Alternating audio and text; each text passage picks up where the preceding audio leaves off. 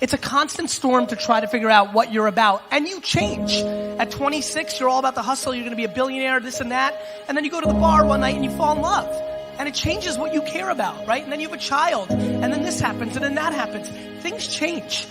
You just have to always consistently try to figure out what's driving you, and not because other people are watching, and not because that's what your dad wants, and not because that's what you said was going to happen and it doesn't look like it and your family's going to judge you. You just have to be as real with yourself as possible, and that is a very difficult struggle, but when you're not, you create enormous vulnerability and unhappiness.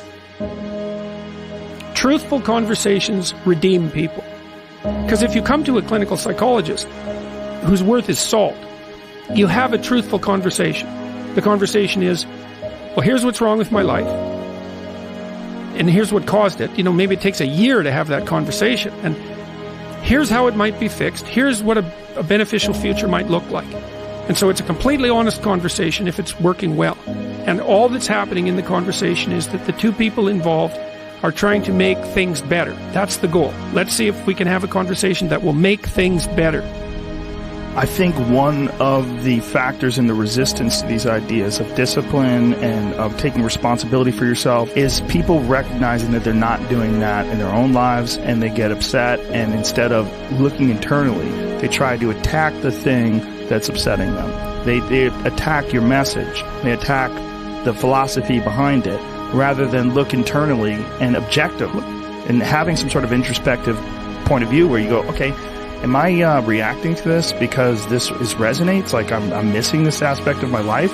Does this diminish me?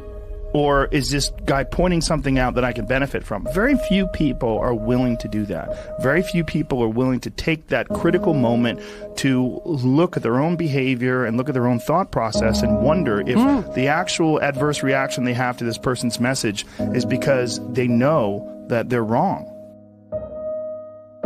Start the process of becoming much more honest with yourself. It will help you make much better decisions, and it will help you in the long run. It may not taste as fun or as glamorous in the short term, but it will put you in a much better position. Stop doing the things that you know are wrong that you could stop doing. Right? So it's a fairly limited attempt. First of all, we're not going to say that you know what the good is or what the truth is in any ultimate sense. But we will presume that there are things that you're doing that for one reason or another you know are not in your best interests. There's something about them that you just know you should stop. They're kind of self-evident to you. Other things you're going to be doubtful about. You're not going to know which way is up and which way is down. But there are things that you're doing that you know you shouldn't do. Now, some of those you won't stop doing for whatever reason. You don't have the discipline, or maybe there's a secondary payoff, or you don't believe it's necessary, or it's too much of a sacrifice, or you're angry or resentful or afraid. Who knows? But there's another subset that you could stop doing. It might be a little thing. Well, that's fine. Stop doing it and see what happens. And what'll happen is your vision will clear a little bit.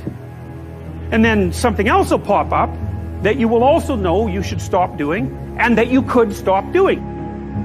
And you could do that repeatedly for an indefinite period of time. And you know, that doesn't necessarily mean that you're going to ever be able to formulate a clear and final picture of what constitutes the truth and the good. But it does mean that you'll be able to continually move away from what's untruth and what's bad. And you know, that's not a bad start.